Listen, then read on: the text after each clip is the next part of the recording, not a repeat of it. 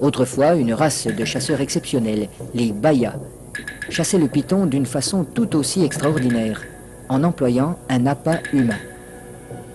Il arrive que les hommes de Mbao aient eux aussi recours à cette technique. Naina, le chef pisteur, va introduire une jambe dans le terrier et la fera avaler volontairement par le python.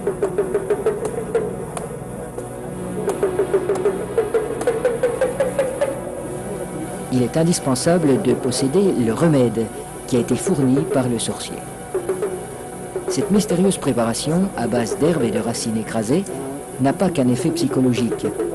Elle a le pouvoir d'attirer le serpent tout en protégeant la jambe du pisteur. Le remède agit encore comme un lubrifiant. En imprégnant un tissu qui entoure la jambe, il facilite sa pénétration dans la gueule du reptile.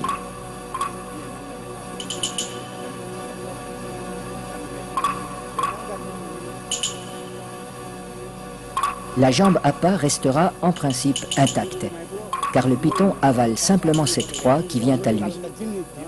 À peine sera-t-elle attaquée superficiellement par les sucs digestifs.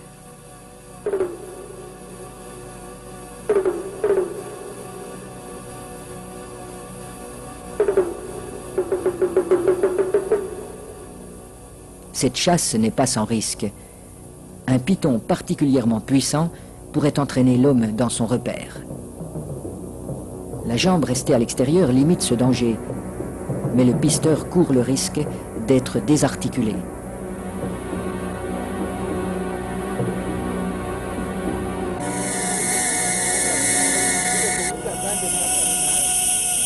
Pour rendre l'attente moins pénible, mais aussi faciliter le glissement des corps de l'homme et de l'animal, on place des feuilles fraîches sous le pisteur.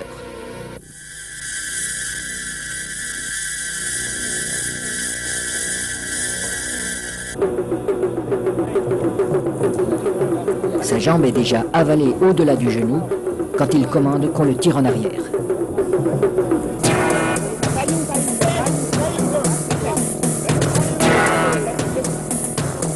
Refusant de laisser échapper sa proie, le python apparaît. Les aides tirent de façon irrégulière. Il secoue le python pour l'empêcher de trouver un point d'appui. Le pisteur relève son pied à angle droit pour ferrer le serpent, à la manière d'un hameçon. L'animal se sent piégé, mais il ne peut plus lâcher la jambe. Le python est maintenu allongé. Il faut éviter qu'il ne s'enroule. Cette position lui enlève une grande part de sa force. Pour dégager sa jambe, Naina déchire la gueule du python au couteau.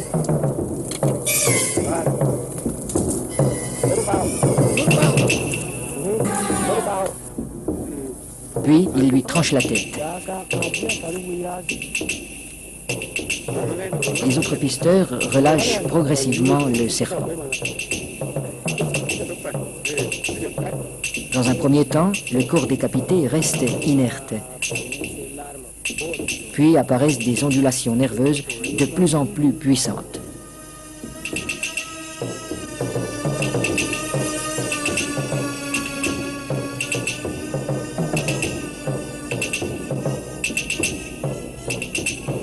Il bougera ainsi pendant près d'une heure, prenant presque des positions d'attaque, comme s'il cherchait toujours, au-delà de la mort, à menacer ses assaillants.